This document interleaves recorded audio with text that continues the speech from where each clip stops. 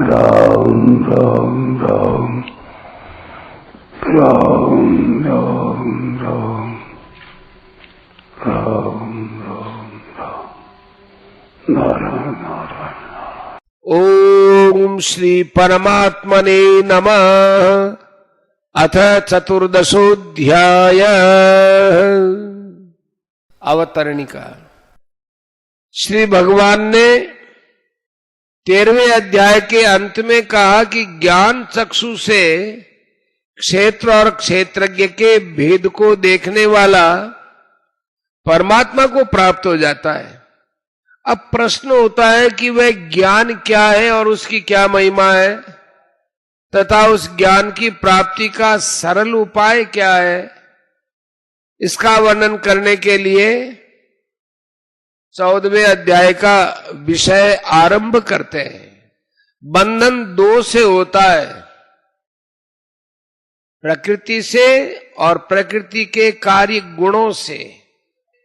प्रकृति के बंधन से छूटने के लिए भगवान ने 13वें अध्याय का विषय बता दिया। अब प्रकृति के कार्य गुणों के बंधन से छूटने के लिए भगवान 14वें अध्याय का विषय आरंभ करते हुए पहले 2 श्लोकों में ज्ञान की महिमा का वर्णन करते हैं। श्री भगवान वाच परं भूयः प्रवक्ष्यामि ज्ञानानां ज्ञानमुत्तमम् यज्ञात्वा मुनयः सर्वे परां सिद्धिमितो गताः। श्री भगवान बोले, संपूर्ण ज्ञानों में उत्तम और श्रेष्ठ ज्ञान को मैं फिर कहूंगा, जिसको जानकर सब के सब मुनि लोग इस संसार से मुक्त होकर परम सिद्धि को प्राप्त हो गए हैं। व्याख्या। परम भूयः प्रवक्ष्यामि ज्ञानानां ज्ञानमुत्तमम्। 13वें अध्याय के 18वें, 23वें और 34वें श्लोक में भगवान ने क्षेत्र, क्षेत्रज्ञ, प्रकृति पुरुष का जो ज्ञान माने विवेक बताया था, उसी ज्ञान को फिर बताने के लिए भगवान भूयः प्रवक्ष्यामि पदों से प्रतिज्ञा करते हैं। लौकिक और पारलौकिक जितने भी ज्ञान हैं, अर्थात जितनी भी विद्याओं, कलाओं, भाषाओं, लिपियों आदि का ज्ञान है, उन सब से प्रकृति पुरुष का भेद बताने वाला, प्रकृति से अतीत करने वाला, परमात्मा की प्राप्ति कराने वाला यह ज्ञान श्रेष्ठ है, सर्वोत्कृष्ट है। इसके समान दूसरा कोई ज्ञान है ही नहीं, हो सकता ही नहीं और होना संभव भी नहीं।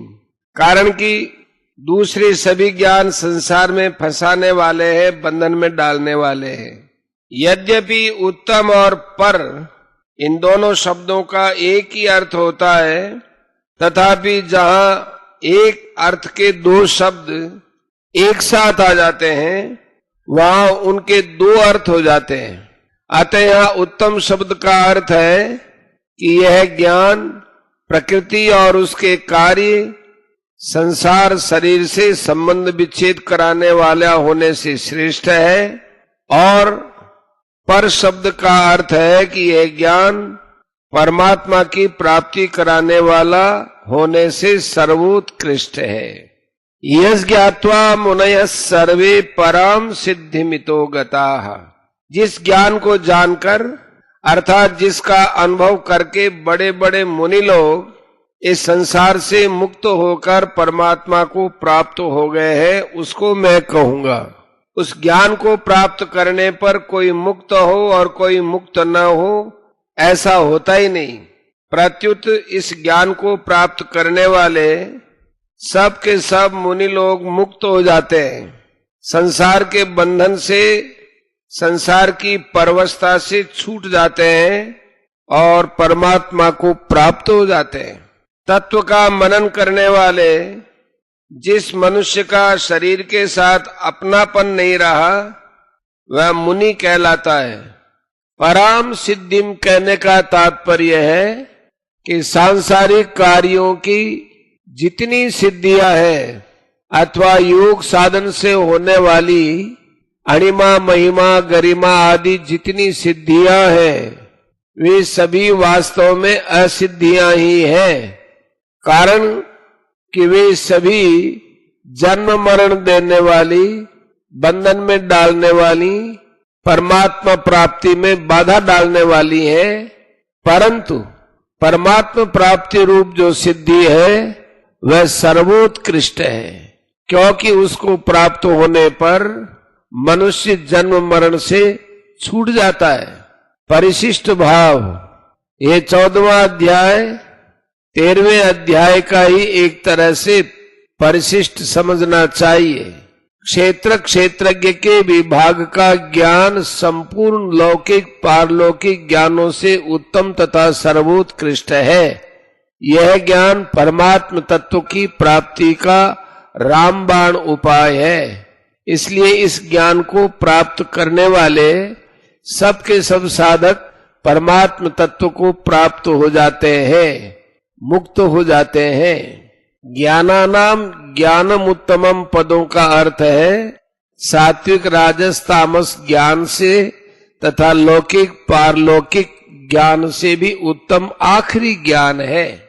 इस ज्ञान के सिवाय दूसरा कोई ज्ञान परम सिद्धि प्राप्त नहीं करा सकता।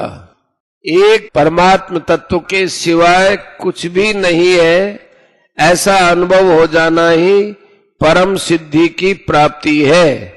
तात्पर्य है कि परम सिद्धि प्राप्त होने पर क्रिया तथा पदार्थ का अत्यंत अभाव हो जाता है और एक चिन्मय सत्ता के सिवाय कोई जड़ वस्तु रहती ही नहीं जो कि वास्तव में है।